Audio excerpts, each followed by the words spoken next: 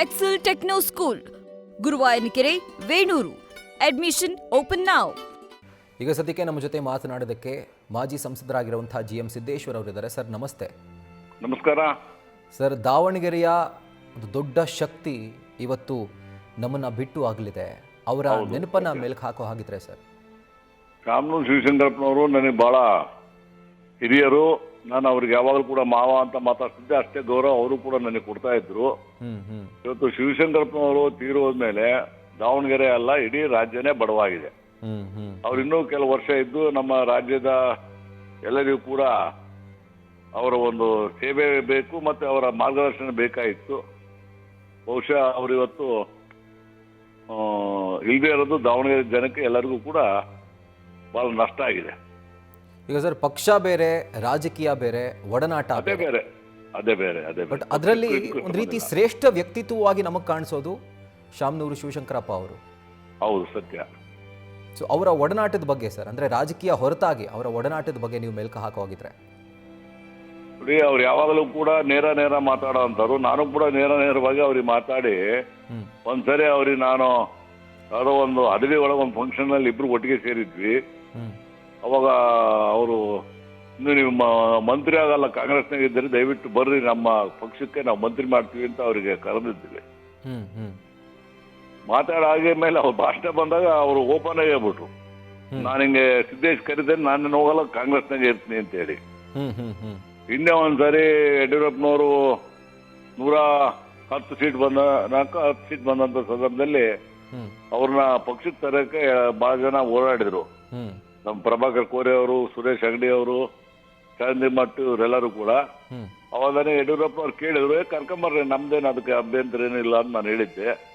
ಬಹುಶಃ ಅವರೇ ಬರೋದಿಲ್ಲ ಅಂತೇಳಿ ಹೇಳ್ಕಳಿಸಿದ್ರು. ಇಂಥ ಒಬ್ಬ ನೇರವಾಗಿರೋ ಅಂತ ಸಂದರ್ಭದಲ್ಲಿ ಏನ್ ಹೇಳಿದ್ರು ಸರ್? ಯಾಕಂದ್ರೆ ಕೊನೆವರೆಗೂ ಒಬ್ಬ ಸ್ಟಾಂಚ್ ಕಾಂಗ್ರೆಸ್ ಮೆನ್ ಆಗಿದ್ರು. ಬಟ್ ಆ ಪ್ರಯತ್ನಗಳಾದಾಗ ಏನ್ ಹೇಳಿದ್ರು ಸರ್? ಅದನ್ನ ನಾನು ಹೋಗಿದ್ದಿಲ್ಲ, ಅವ್ರು ಹೋಗಿದ್ರು.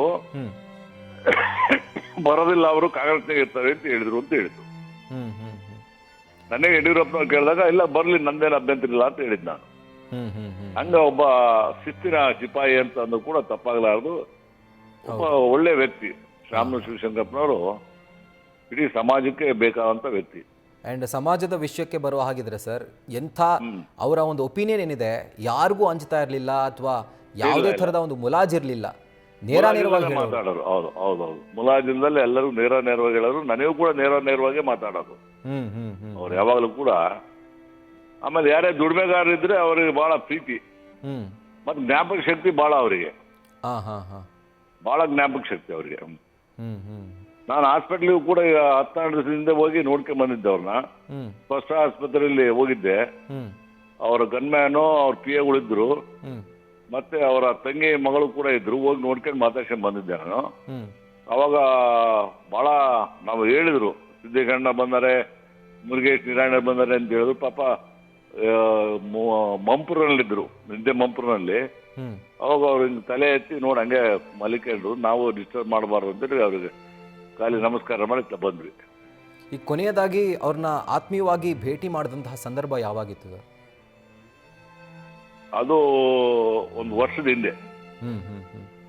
ನಮ್ಮ ಚುನಾವಣೆ ಆದ್ಮೇಲೆ ನಾವು ಭೇಟಿ ಆಗಿಲ್ಲ ಅವ್ರನ್ನ. ಅದಕ್ಕಿಂತ ಹಿಂದೆ ಭೇಟಿ ಆಗಿದ್ದೀನಿ ನಾನು. ಅದ್ ಬಿಟ್ಟು ಮತ್ತೆ ನಾನು ಭೇಟಿ ಆಗಿಲ್ಲ ಅವ್ರನ್ನ. ಚುನಾವಣೆ ಸಂದರ್ಭದಲ್ಲೂ ಕೂಡ ಸರ್, ನಿಮ್ಮ ಅಂದ್ರೆ ರಾಜಕೀಯವಾಗಿ ಅವರು ತುಂಬಾ ಓಪನ್ ಆಗಿ ಬೈತಿದ್ರು, ಇದೆಲ್ಲ ಇತ್ತು. ಬಟ್ ಇದೆಲ್ಲ ಆದ್ಮೇಲೆ, ಅಂದ್ರೆ ಈ ಚುನಾವಣೆಗಳೆಲ್ಲ ಆದ್ಮೇಲೆ ಯಾವ ರೀತಿಯಾಗಿ ಮಾತನಾಡಿಸ್ತಾ ಇದ್ರು ಸರ್ ನಿಮ್ಮನ್ನ? ನಾನು ಮಾತಾಡಿಲ್ಲ ಅಂತ ಹೇಳಿದ್ನಲ್ರಿ ನಿಮ್ಗೆ. ಚುನಾವಣೆ ಆದ್ಮೇಲೆ ನಾನು ಮಾತಾಡಿಲ್ಲ ಅಂತ ಪ್ರಸಂಗ ಬಂದಿಲ್ಲ ನನಗೂ ಅವ್ರಿಗೂ. ಈ ಹಾಸ್ಪಿಟ್ಲಾಗ ಇದ್ದಾಗ 2 ಸಾರಿ ಹೋಗಿ ನೋಡ್ಕೊಂಡ್ ಬಂದೆ ನಾನು. 2 ಸಾರಿನ ಹೋಗಿ ಅವ್ರನ್ನ ಹಾಸ್ಪಿಟ್ಲಲ್ಲಿ, ಅದೇ ಸ್ಪಷ್ಟ ಹಾಸ್ಪಿಟ್ಲಲ್ಲೇ ಹಿಂದೆ, ಈಗ ಒಂದು 2 ತಿಂಗಳು 3 ತಿಂಗಳ ಹಿಂದೆ ಅವಳು ಕೂಡ ಹೋಗಿ ನೋಡ್ಕೊಂಡ್ ಬಂದೆ. ನಮ್ಮ ದೇವ್ರ ಮನೆ ಶಿವಕುಮಾರ್ ಅಂತೇಳಿ ಅವ್ರು ಬಂದಿದ್ರು, ಅವ್ರನ್ನ ಕರ್ಕೊಂಡು ಹೋಗಿದ್ದೆ. ಮೊನ್ನೆ ನಾನು ಹೋಗಿದ್ದು ಒಂದು 12 ದಿವಸ ಅಥವಾ 15 ದಿವಸ ಆಗಿರ್ಬೋದು ಅಷ್ಟೇ. ನಾನು ಮುರುಗೇಶ್ ನಿರಾಯಣ ಹೋಗಿ ನೋಡ್ಕೊಂಡ್ ಬಂದ್ವಿ. ನಮಗೂ ಕೂಡ ಅವ್ರು ನೋಡಿದಾಗ ಅಯ್ಯೋ ಅನ್ಸುತ್ತೆ. ಅವರು ದುಡಿದು ಸೇವೆ ಮಾಡಿ ಎಲ್ಲ ಮಾಡಿ ಕೊನೆಗೆ ಉಸಿರಿಳಿದ್ರು. ಅದು ನೋಡಿ ನಮಗೂ ಒಂದು ಮನೆ ಸಿಕ್ತು ಅನ್ಸುತ್ತೆ. ಇನ್ನೂ ಇರ್ಬೇಕಾಯ್ತು, ಇನ್ನೂ ಸ್ವಲ್ಪ ಇದ್ದು ಎಲ್ಲರಿಗೂ ಅವರ ಮಾರ್ಗದರ್ಶನ ಮುಖ್ಯ ಇತ್ತು. ಇಡೀ ರಾಜ್ಯಕ್ಕೆ ಮುಖ್ಯ ಇತ್ತು, ಎಲ್ಲರಿಗೂ ಮುಖ್ಯ ಇತ್ತು, ಸಮಾಜಕ್ಕೂ ಮುಖ್ಯ ಇತ್ತು. ಹೌದು, right sir. Thank you so much sir, News First ಜೊತೆ ಮಾತಾಡಿದ್ದಕ್ಕೆ. ನ್ಯೂಸ್ ಫಸ್ಟ್ ನಿರ್ಭೀತಿಯಿಂದ ನಿಮ್ಮ ಪರವಾಗಿ.